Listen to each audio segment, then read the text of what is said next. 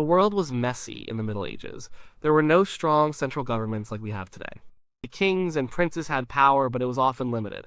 Roads were bad, robbers were common. And if you were a merchant, traveling was dangerous. Your ship could be attacked by pirates. A local lord could decide to steal your goods, and there was little you could do about it. It was a risky business, and yet people needed to trade. A town in Germany needed salt from the coast. A city in England wanted fur from Russia. A community in Norway needed grain to make bread. The demand was there. The problem was making the trade safe and profitable. This problem is where the story of the Hanseatic League begins.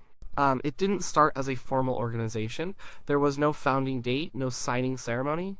It grew slowly out of necessity. It started with individual German merchants. These men would travel from their home cities in northern Germany to trade in foreign lands. They went to England, to Norway, to Russia. When they arrived, they were foreigners. They didn't know the local language well. They didn't have any legal protection. They were easy targets, so they started to band together. A group of merchants from Cologne staying in London would stick together. They would rent a house together, store their goods in the same warehouse. This gave them safety in numbers. They could negotiate better deals with local authorities as a group than as individuals. This small group, this association, was called a Hanse. The word Hans is an old German word. It just meant a guild, a convoy, or a group of merchants. It wasn't a grand title. It was a practical one. These early Hanse groups were happening all over northern Europe. These merchants from Hamburg and Bremen did the same thing. They formed communities abroad for mutual protection and profit. They were like little islands of German culture and commerce inside foreign cities. The real turning point came with the city of Lübeck. Lübeck was founded in 1159 on the Baltic coast. Its location was perfect.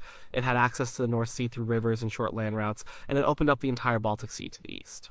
The Baltic was a treasure chest of resources. It had timber for building ships, wax for candles, amber, furs from Russia, and huge amounts of grain from the flatlands of Poland and Prussia. Lübeck became the hub for all this trade. Merchants from Lübeck were aggressive and smart. They sailed to the island of Gotland in the middle of the Baltic and set up a trading post.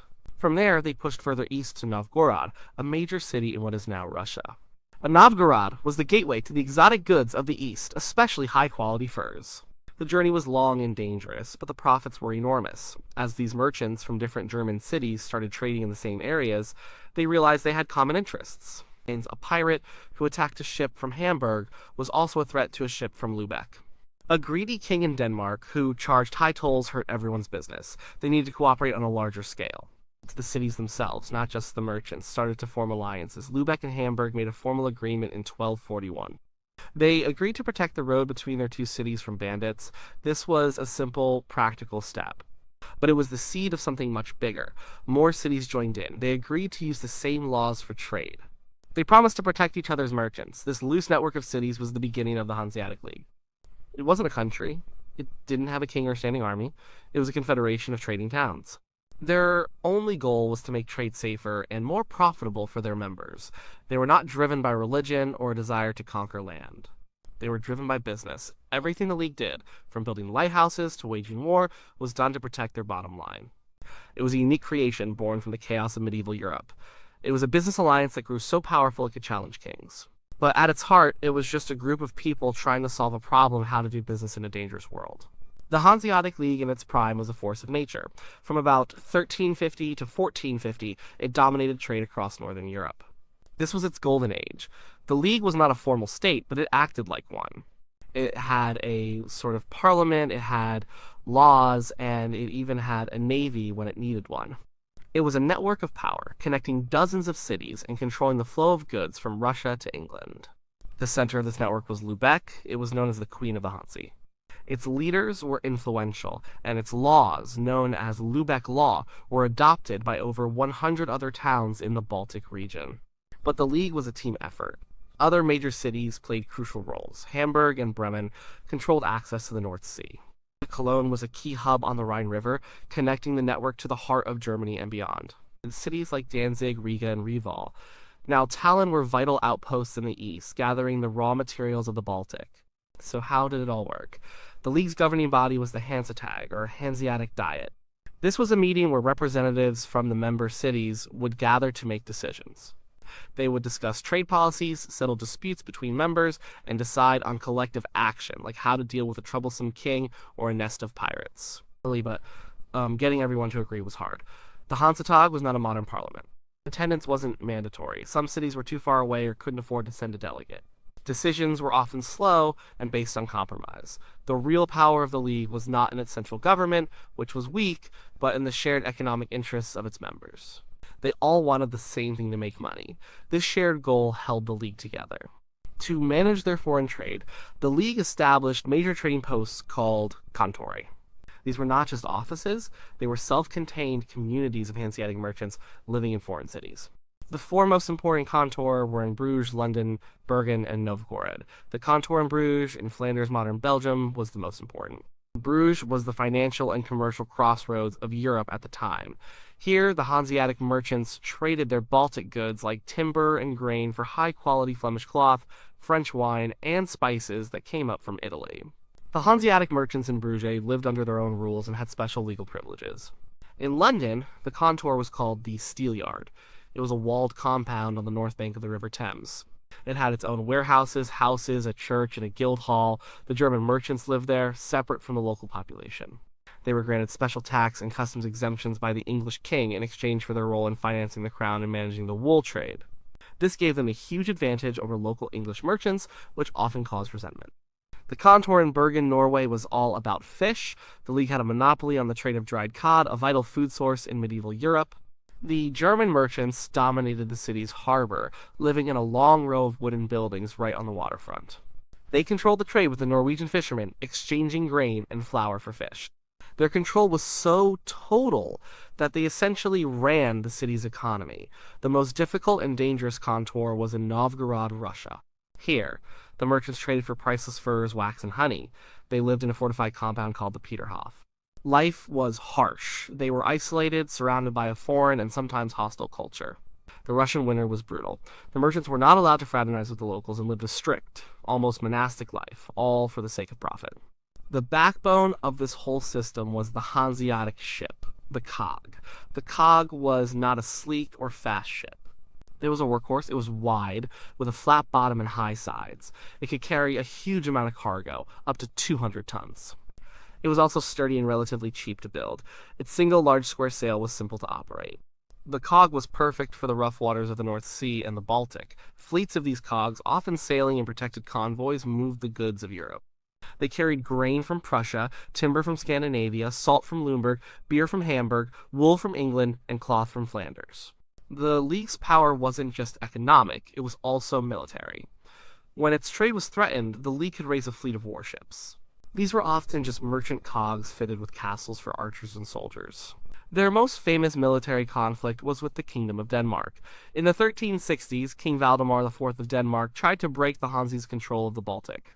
The League responded by forming a military alliance of its cities, raising a massive fleet, and declaring war. After several years of fighting, the Hanseatic League won. The Treaty of Stralsund in 1370 was the high point of Hanseatic power. The treaty gave the League immense trade privileges and even a say in who would become the next king of Denmark. For a brief time, this League of Merchants was the master of Northern Europe. What was it like to live in a Hanseatic city during its peak? It was a world of brick, water, and ambition. Cities like Lübeck, Hamburg, or Rostock had a distinct look and feel, shaped entirely by the demands of trade. These were not the sprawling, chaotic capitals of kings. They were organized, practical, and wealthy. The first thing you would notice was the architecture. The dominant style was brick Gothic. Since there was little natural stone in the flatlands of northern Germany, the builders used red brick. They became masters of it, creating soaring churches, massive city gates, and imposing town halls. These buildings were statements. St. Mary's Church in Lübeck had the highest brick vault in the world. It was built by the city's merchants to be taller than the nearby cathedral, which represented the power of the bishop. It was a clear message in this city: commerce was king. The city itself was a fortress. A thick wall with towers and gates protected the citizens and their wealth. Inside, the streets were narrow and winding, leading down to the harbor. The harbor was the heart of the city. It was a forest of masts from the cogs and other ships. The air smelled of salt, tar, fish, and spices. You would hear a mix of languages: Low German, the common language of the Hanseatic merchants, but also Norwegian, English, Russian, and Flemish. A typical Hanseatic house was a combined home and office. The ground floor was a large open hall, the dealie. This was where business was done. Goods could be brought in directly from the street through large doors. At the back were storage rooms and offices. The family lived on the floors above. A large crane or hoist was often built into the gabled roof, allowing goods to be lifted directly from the street into the upper storage levels. Everything about the house was designed for efficiency. Society was strictly hierarchical. At the top were the patrician merchant families. These were the long-distance traders, the ship owners, the men who sat on the city council. Families like the Warrendorps and Lubeck or the Wittenborgs were incredibly wealthy and powerful. They controlled the city's politics and its economy. They lived in the grandest houses, wore the finest clothes, and funded the construction of the great churches. Their lives were a mix of hard-headed business and public duty. Below them were the master craftsmen and the smaller-scale merchants. They were organized into guilds. There was a guild for bakers, for brewers, for coopers who made barrels, and for shipwrights. The guilds regulated prices, quality, and training. They provided a social safety net for their members, but also restricted competition. A young man would start as an apprentice, become a journeyman who traveled to learn his trade, and then, if he was skilled and lucky, become a master with his own workshop. At the bottom were the apprentices, the servants, the dock workers, and the sailors. Their lives were hard. They worked long hours for low pay. Sailors in particular faced constant danger. A voyage on a cog was not a comfortable experience. These ships were crowded and wet. The food was basic dried fish, hardtack biscuit, and beer. Storms could sink a ship in minutes. The pirates were a constant threat. If you were captured, you could be killed or held for ransom. Yet for a young man with no land and no prospects, the sea offered a chance for adventure and perhaps a small fortune.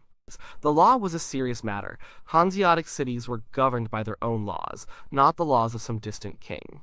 The most influential was Lubeck law. It was a detailed code of civil and commercial law.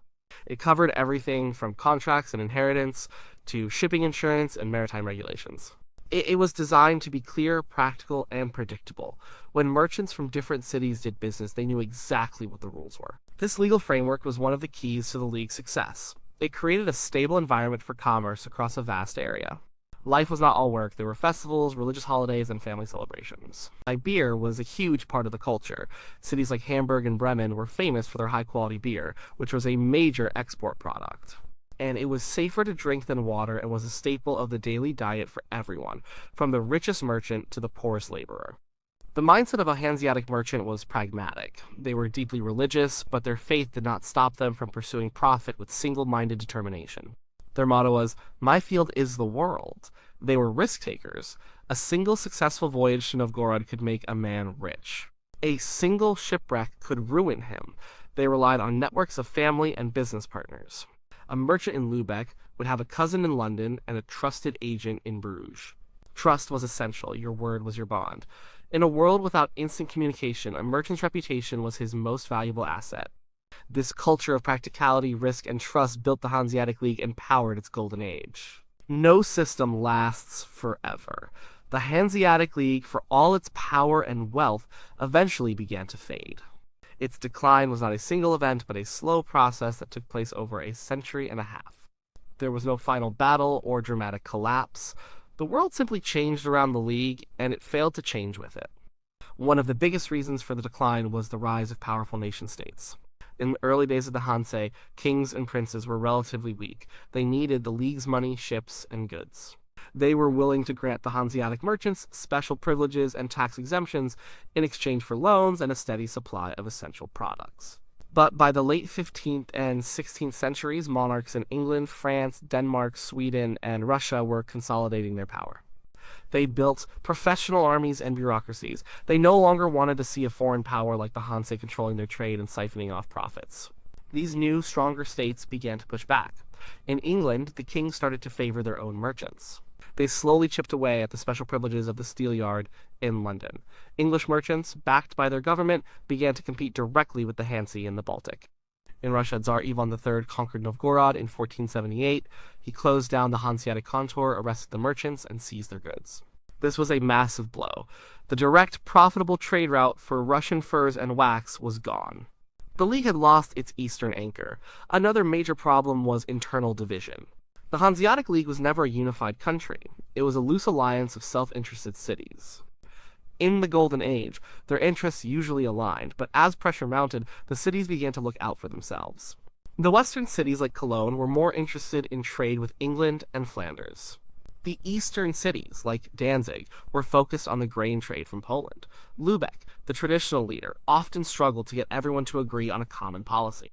When faced with a threat, the cities would bicker over who should pay for a fleet or how to respond. Some cities would even make separate deals with foreign kings, undermining the League's collective bargaining power. The Hanseatic, their General Assembly, met less frequently. The sense of common purpose that had made the League so strong began to erode. It was like a partnership where the partners no longer trusted each other. The very nature of trade was also changing. The Hanse's dominance was based on the north-south trade axis raw materials from the Baltic, and Russia were exchanged for finished goods from Flanders and England. But in the late 15th century, the age of discovery began. The Portuguese found a sea route to India around Africa, where Columbus sailed to the Americas. Suddenly, the economic center of Europe began to shift from the Baltic and North Seas to the Atlantic. And new goods like sugar, tobacco, and new spices poured into Europe through ports in Spain, Portugal, and the Netherlands. The Hanseatic trade in timber, grain, and herring was still important, but it was no longer the most dynamic or profitable part of the European economy. New competitors emerged who were better adapted to this new world. The Dutch in particular became the Hanse's greatest rivals. They built a new type of ship, the Vloot, which was cheaper to build and required a smaller crew than the Hanseatic cog. This made Dutch shipping more efficient and profitable. The Dutch were aggressive and innovative. They moved into the Baltic trade, the Hanse's home turf, and began to outperform them. They were also pioneers in finance and banking, creating a more flexible economic system than the traditional conservative Hanseatic model. The Protestant Reformation in the 16th century added another layer of division. The new religious conflict split Germany and Europe. Some Hanseatic cities remained Catholic, while many, like Lubeck and Hamburg, became Lutheran. This religious divide further weakened the League's unity. By the end of the 16th century, the Hanseatic League was a shadow of its former self. The great Contour were closed or had lost their special status. The Steelyard in London was shut down by Queen Elizabeth I in 1598. The League could no longer dictate terms to kings. It could no longer control the seas. The final official Hanseatic was held in 1669. Only 9 cities sent representatives. It was a sad end to what had once been a great power. The world had moved on, and the medieval business model of the Hanseatic League, built for a fragmented and chaotic Europe, could not survive in an age of powerful nations and global trade. The Hanseatic League may have faded away, but it did not disappear without a trace. Its legacy is still visible today, etched into the cities, the culture, and even the mindset of Northern Europe. The League was more than just a trading alliance. It was a powerful force that shaped the development of the region for centuries. Its influence can still be felt in stone, in law, and in spirit. The most obvious legacy is the architecture. If you visit cities like Lubeck, Hamburg, Bremen, Gdansk, or Tallinn today, you are walking through the heart of the old Hanseatic world. The stunning brick Gothic town halls, the massive churches built by merchant guilds, and the tall, gabled houses that once served as both homes and warehouses are all direct descendants of the League's golden age.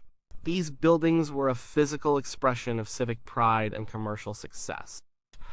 They stand as a testament to the wealth and power that trade brought to these cities. The old harbor districts, with their restored cranes and warehouses, give you a real sense of what these bustling ports must have been like 600 years ago. The League also left a deep legal and political mark. It pioneered concepts that are fundamental to modern commerce. The idea of a predictable, written commercial law like the Lubeck Law created a stable environment for international trade. It helped establish principles of contract law and maritime insurance. The Hanseatic cities themselves were models of early republican governance. They were run not by hereditary nobles, but by councils of elected merchants. They were self-governing city-states that prized their independence.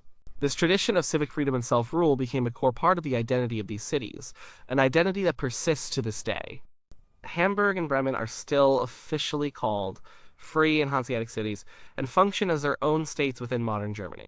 The Hanseatic League also shaped the flow of culture and ideas. Its vast trading network was also a network of communication. In Low German, the language of the Hanseatic merchants became the lingua franca of the entire Baltic and North Sea region. Ideas, innovations, and artistic styles traveled along the same routes as timber and cloth. The brick Gothic architectural style, for example, spread from Lübeck all the way across the Baltic to places like Riga and Visby.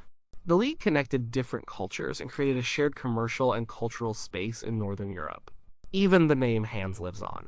Germany's national airline is called Lufthansa, which means Air Hanse, a clear nod to this trading heritage. Modern cities have formed a new Hanseatic League, a cultural association of the historic member towns that promotes tourism and shared history.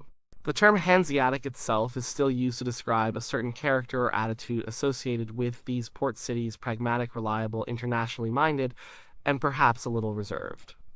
It speaks to a pride in a long history of global trade and civic independence. The story of the Hanseatic League offers some timeless lessons.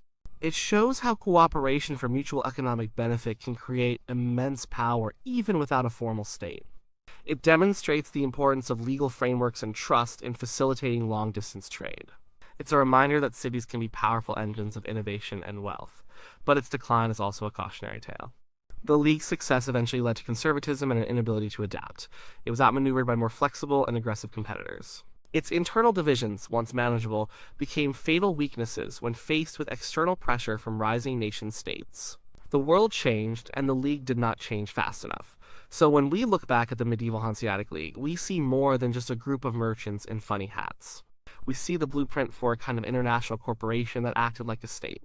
We see the birth of a Northern European urban culture based on trade, not conquest. And we see a powerful reminder that economic power is constantly shifting. The forces of history that created the League, the need for security and the promise of profit, are still with us. And the forces that brought it down, the rise of new powers, disruptive innovation, and a failure to adapt are just as relevant today. The great brick churches may stand silent now, but the spirit of the Hanse, the drive to connect, to trade, and to build, continues to shape our world.